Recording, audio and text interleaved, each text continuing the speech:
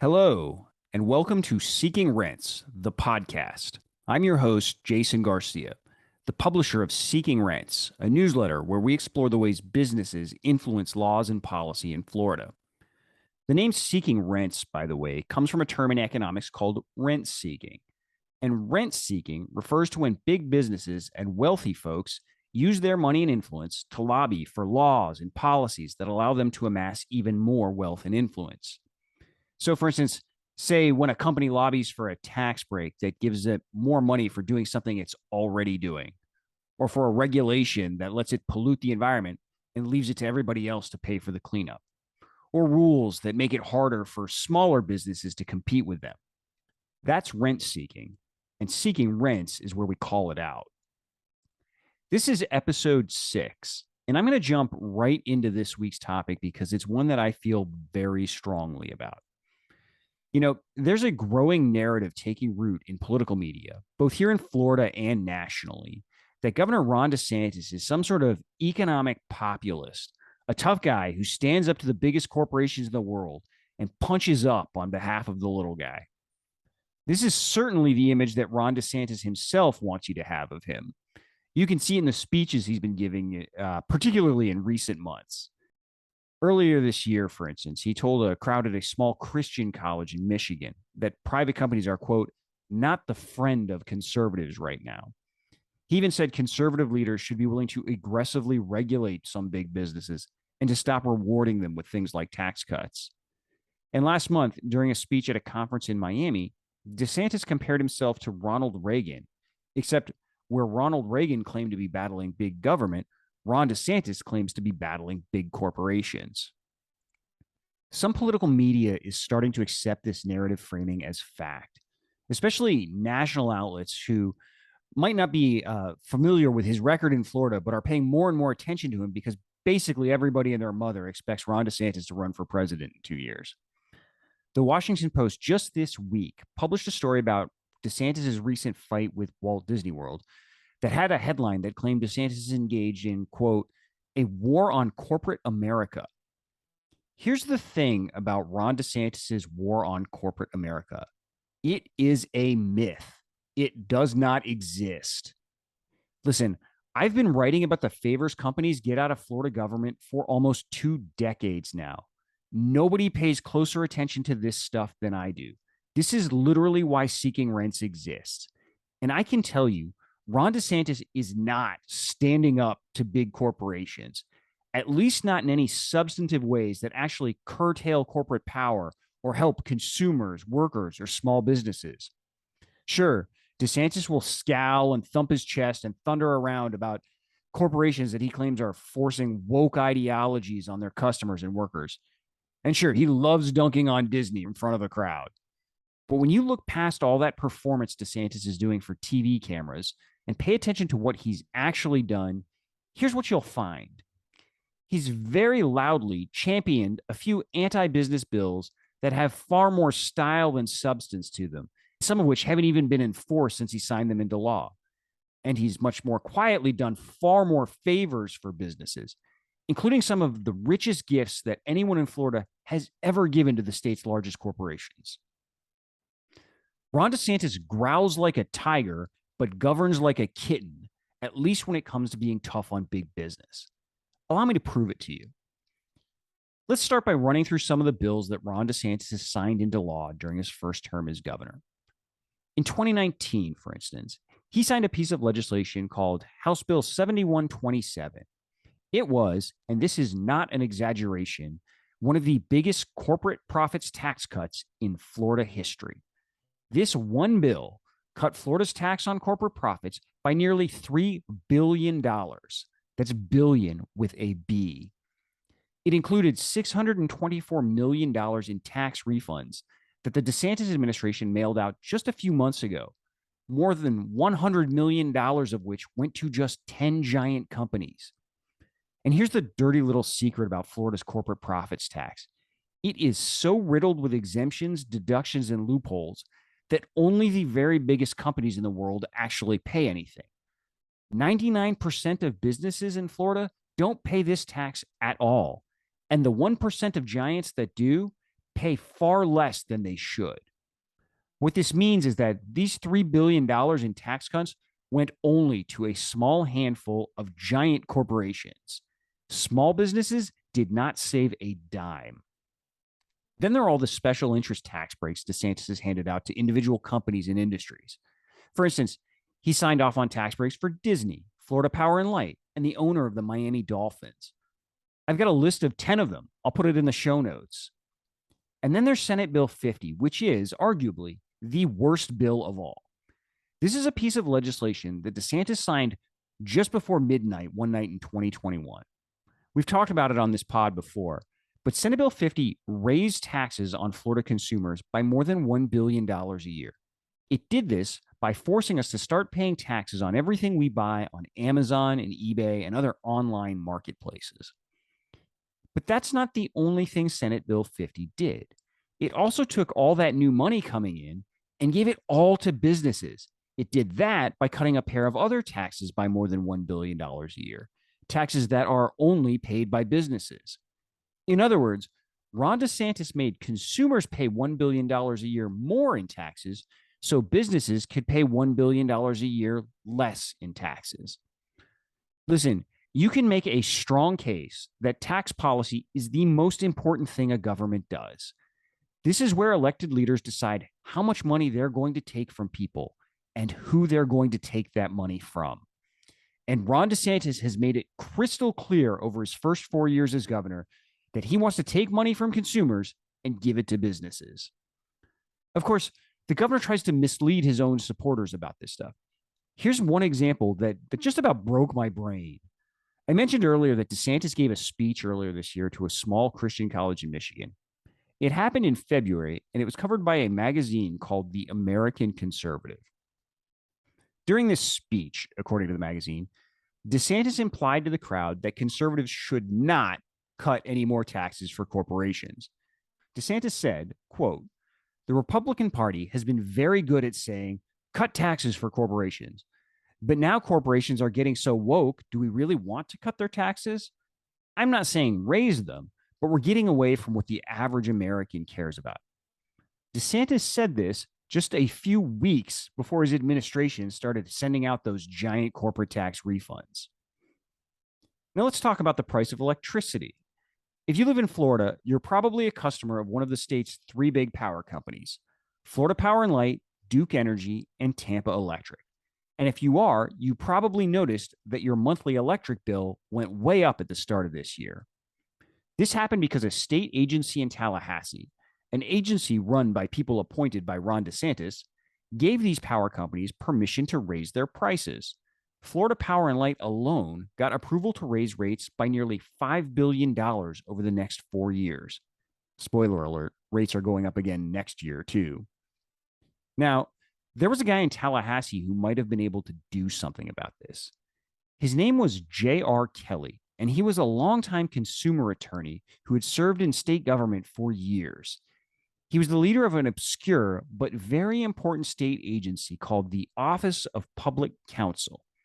It's kind of like the law firm that represents the public when power companies try to raise electricity rates. J.R. Kelly had a long history of fighting back against these big power companies when they got too greedy. And it's a sure bet that he would have fought hard against these latest rate hikes too. Except Ron DeSantis essentially fired him beforehand. He did it by signing a piece of legislation in 2020 called House Bill 1095. This bill forced Kelly to resign as the head of the Office of Public Counsel. He would not have stepped down if Ron DeSantis hadn't signed this bill. Oh, and by the way, as soon as Kelly left, well, that's when FPL came looking for that $5 billion rate hike. I could keep going through bills that Ron DeSantis has signed as governor that were gifts to big corporations. There was a bill that protected big sugar companies from public health lawsuits. There's a bill that exempted the agriculture industry from using the E-Verify immigration system. But let's just talk about one more for now. It involves the city of Key West, the funky tourist town at the bottom of Florida. During the 2020 elections, voters in Key West passed a set of local referendums designed to stop giant cruise ships from docking in the city. Now, Key West is a tiny town on a barrier island next to some incredibly delicate coral reef. Even if you don't live there, you can probably understand why folks who do may not want environmentally destructive mega ships carrying thousands of people showing up all the time. But just a few months after Key West approved these referendums, DeSantis overturned them. He allowed giant cruise ships to continue sailing into this small island city. DeSantis did it by signing a piece of legislation known as Senate Bill 1194. And he did it just weeks after a donor who just happens to own a pier in Key West where cruise ships dock, gave DeSantis nearly $1 million. Now, the governor has vetoed a couple of bills that were important to some big influential businesses. For instance, earlier this year, he blocked a bill that Florida Power and Light really wanted that would have undercut the rooftop solar industry. And he killed a bill that would have given Big Sugar a leg up in the battle for fresh water. That's great. I wish we'd see more of this in non-election years. But the reality is that Ron DeSantis has signed far more corporate favors into law. Okay, so those are some of the gifts that Ron DeSantis has given to big companies. But what about the tough stuff? The bills in which the governor has, at least in theory, pushed back against corporate power. Let's look at one big example in particular, one that Ron DeSantis himself loves to talk about. His so-called crackdown on social media companies like Twitter and Facebook, companies that DeSantis claims are run by big tech oligarchs and are colluding with the government regime to censor conservative voices. This has been a favorite cause on the far right ever since Twitter, Facebook, and others suspended Donald Trump's accounts for inciting violence after the 2020 elections. What DeSantis is referring to when he talks about standing up to big tech is a bill he signed in 2021 known as Senate Bill 7072. That bill was designed to stop social media companies from deleting posts or suspending users who break their rules about things like hate speech. And it would have worked by exposing those tech companies to the threat of private lawsuits and public investigations if they were found to be censoring users. Here's the thing about that law. That deplatforming piece of it has never been enforced. 1 month after DeSantis signed it, a federal judge blocked the law from taking effect because he ruled that it probably violated the First Amendment of the U.S. Constitution. An appellate court upheld that injunction earlier this year. The opinion declaring the censorship stuff unconstitutional was written by a judge appointed by Donald Trump. It's now been more than a year since DeSantis' tech censorship bill was passed, and all it has done is make money for a bunch of lawyers. This is a common theme with DeSantis' allegedly anti-corporate bills, by the way. They have a habit of not actually doing anything. You might remember DeSantis' Stop Woke Act, which he signed earlier this year. It included restrictions on the way companies can talk to their employees about issues like diversity and racism. Yeah, the court blocked that stuff too. Part of the problem is that these bills are often more about public relations than serious policy. Here's an example of what I mean by that. It involves that same tech censorship bill that DeSantis loves to boast about. Right before this bill passed, I mean literally hours before it passed, it was rewritten. Specifically, the bill was changed so that these new regulations on social media companies would not apply to any company that also owns a theme park. This is every bit as nonsensical as it sounds. Basically, the bill was changed to say that Facebook can't censor people unless it also happens to buy SeaWorld, in which case then, yeah, sure, Facebook can censor people. I'm sure you can guess where this came from. Disney. It turns out that Disney was worried it might get swept up by these new censorship regulations. So Disney's lobbyists got the legislature to add that last-minute carve-out for companies that own theme parks. But guess who helped Disney get this silly amendment passed? Ron DeSantis. Emails obtained through public records requests show the governor's staff worked hand in hand with Disney lobbyists to find a way to get Disney carved out of this law. I've got the emails. I have published them. Now, look, maybe you think, so what?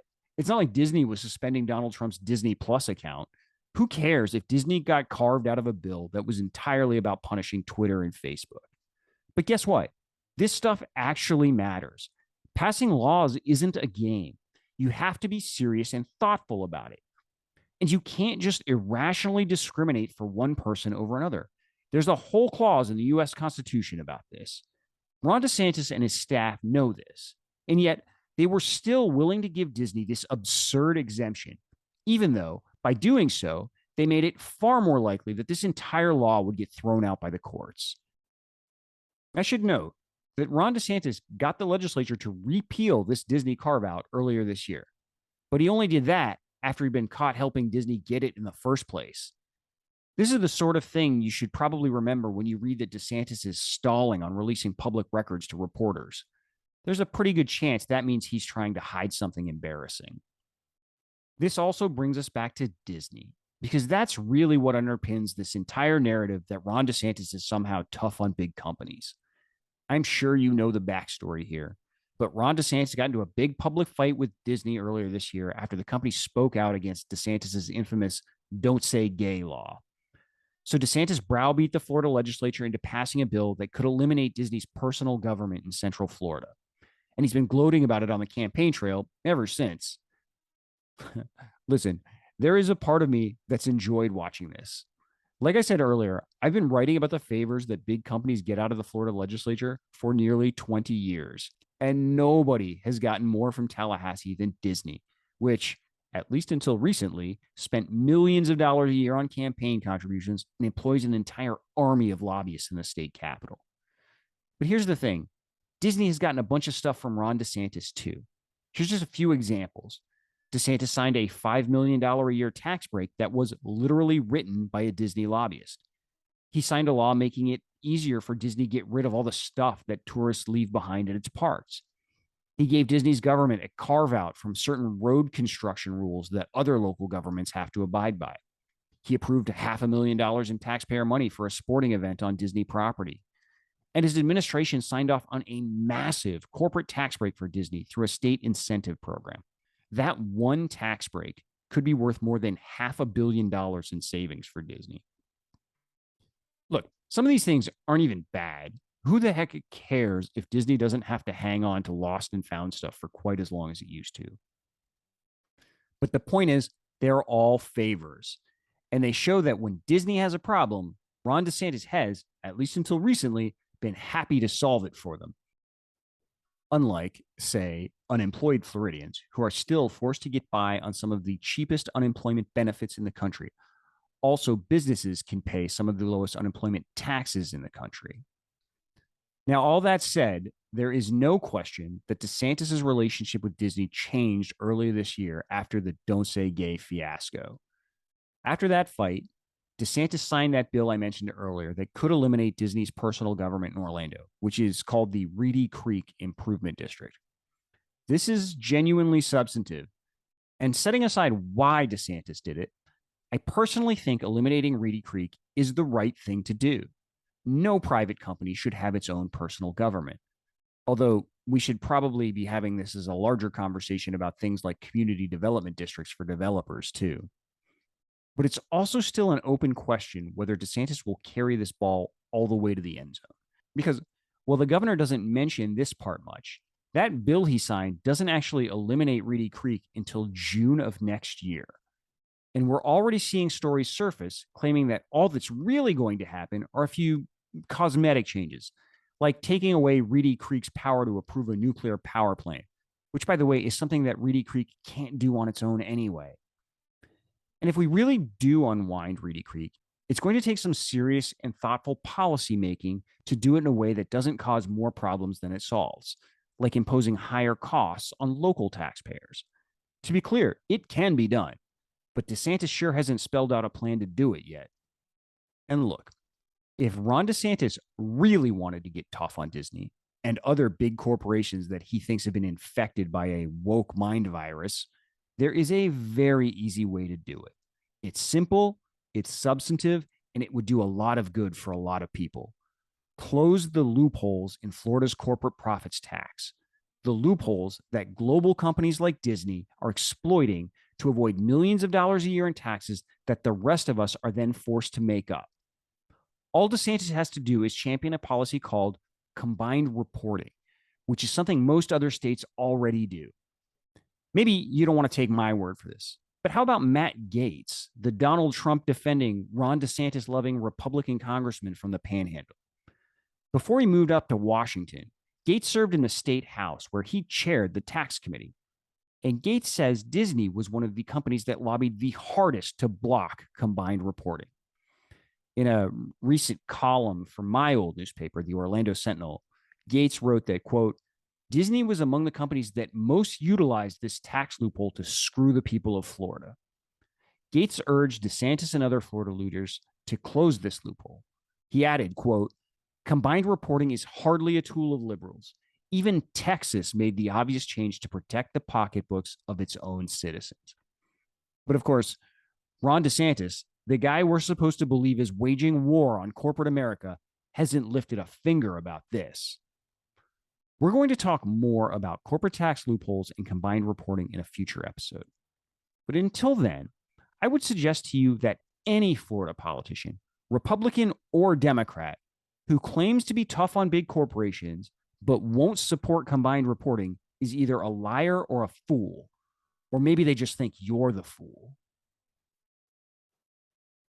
Okay, that's our show for this week. Apologies for the lengthy delay between episodes, but hopefully we'll be back on a more regular schedule now. As always, if you've got any thoughts or reactions to this show or any other, or you just want to suggest topics for future episodes, my email address and Twitter handle will be in the show notes. Remember, early voting is about to begin across Florida. Vote and make sure everyone you know votes too. It is the only way we're going to put a stop to rent seeking. Thanks for listening, everybody. See you soon.